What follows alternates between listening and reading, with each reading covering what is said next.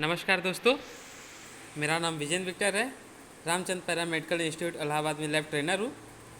आज हम लोग का चैप्टर है प्रैक्टिकल हीमेटोलॉजी, जिसमें आज हम लोग पढ़ेंगे ESR, एरिथ्रोसाइट सेडिमेंटेशन रेट।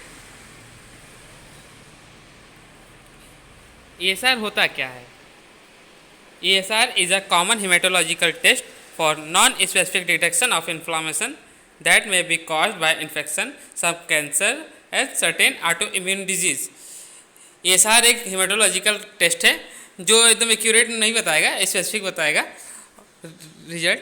और ये होता है ज़्यादातर कैंसर के केसेस में, कुछ इम्यून सिस्टम वाले डिजीज़ होती हैं, इम्यून सिस्टम हमारा वीक हो जाता है, उस कंडीशन में ये बढ़ जाता है ESR।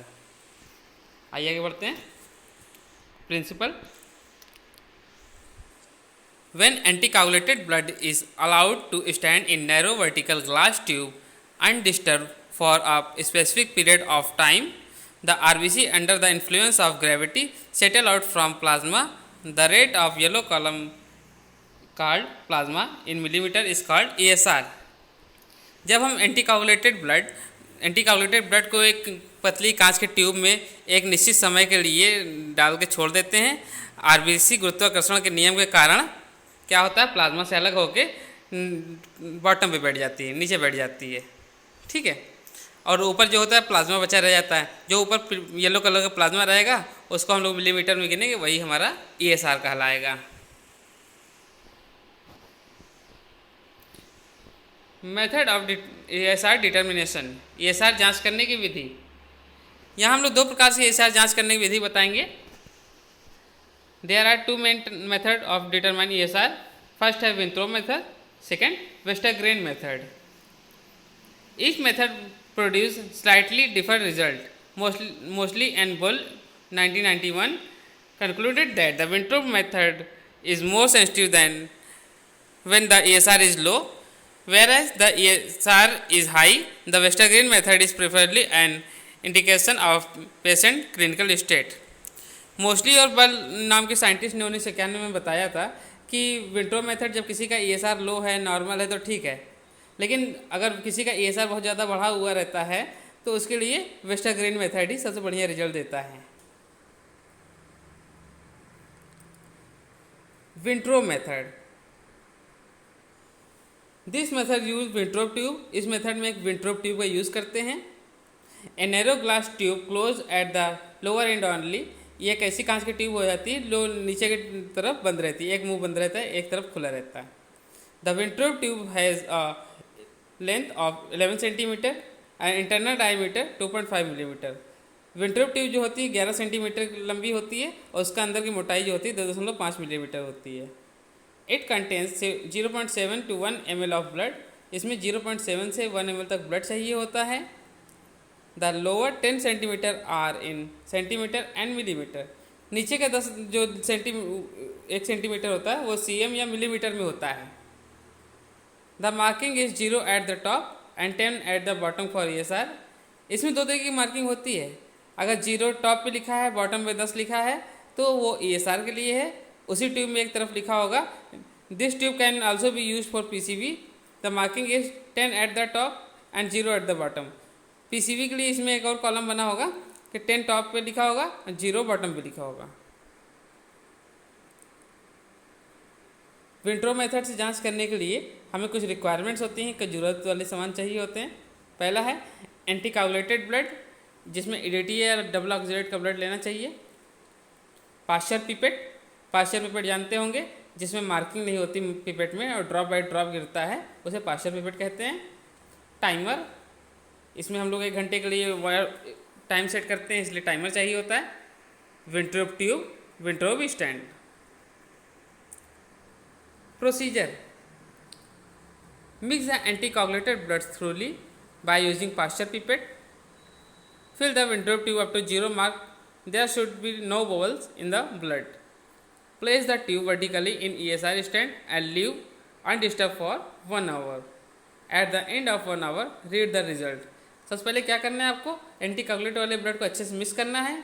फिर पाश्चर पिपेट की सहायता से ESR वाली जो विंट्रोप ट्यूब है उसमें 0 मार्क तक भरना है, ऊपर तक मतलब भरना है। इस ट्यूब को क्या करना है, एक स्टैंड रखना है जिसमें सीधा सीधा खड़ा रहेगा। 1 घंटे के लिए उस स्टैंड पे खड़ा कर देना है और 1 घंटे बाद इसका रिजल्ट नोट करेंगे। जितना परसेंट येलो कलर का प्लाज्मा दिखेगा वही हमारा ESR हो गया। नॉर्मल वैल्यू सामान्यतः मेल्स में 0 से 9 तक मिलीमीटर पर घंटे के हिसाब से दिखता है और फीमेल्स में 0 से 20 मिलीमीटर पर घंटे के हिसाब से दिखता है। उसके बाद आता है Westergren method. It is better method than Wintro method. ये वेस्टरग्रेन से अच्छा मेथड कहलाया जाता है। The reading option is magnified as the column is lengthier. इसकी रीडिंग जो होती है कॉलम इसका जो लेंथियर होने की वजह से होती है।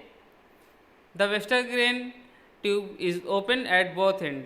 ये ट्यूब जो होती है दोनों तरफ खुली रहती है, मुंह तरफ भी खुली रहती है, नीचे तरफ भी खुली रहती है। It is 30 centimetre in length and 2.5 millimetre in diameter. इसकी लंबाई 30 सेंटीमीटर होती है, जैसे आपने देखा होगा बड़ी वाली स्केल उतनी बड़ी। The lower 20 centimetre are mark 0 at the top and 200 at the bottom.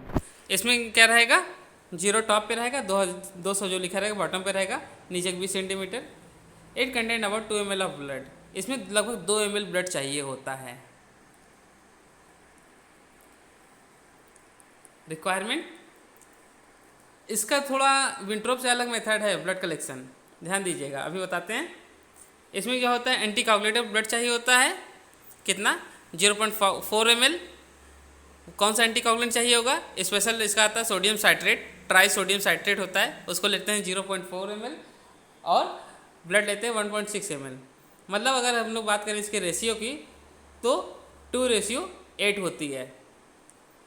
अगर 2 भाग एंटी कोगुलेंट लेंगे तो 8 भाग इसका ब्लड लेंगे। उसके बाद Westergren tube, Westergren stand, rubber bulb. Procedure, mix the anti coagulated blood thoroughly. Anti coagulate वाले ब्लड को अच्छे से मिक्स करेंगे। Draw the blood into the tube up to 0 mark with the help of rubber bulb. Rubber bulb की सहायता से 0 mark तक blood भरेंगे। Wipe out blood from bottom of the tube with cotton. जो नीचे के मुंह पे ब्लड लगा रहेगा ट्यूब के, उसको कॉटन से पोंछ देना है। Set the tube upright in stand. Tube को सीधा सीधा खड़ा करके रख देना स्टैंड पे। Make sure the pipette fits snugly to eliminate possible leakage and that the pipette is in vertical position. आप एकदम कंफर्म हो जाइए, श्योर हो जाइए कि ट्यूब आपकी एकदम सीधी खड़ी है और उसमें कहीं से लीकेज नहीं हो रहा है, कहीं से ब्लड निकलने की संभावना नहीं है। Leave the tube undisturb for 1 hour. Tube को 1 घंटे के लिए छोड़ दीजिए।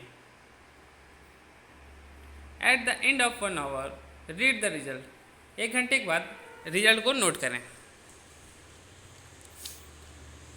Normal value for males 0 to 10 millimetre per hour, for female 0 to 15 millimetre per hour. पुरुषों में 0 से 10 मिलीमीटर पर आवर गिरता है, महिलाओं में 0 से 15 मिलीमीटर पर आवर गिरता है।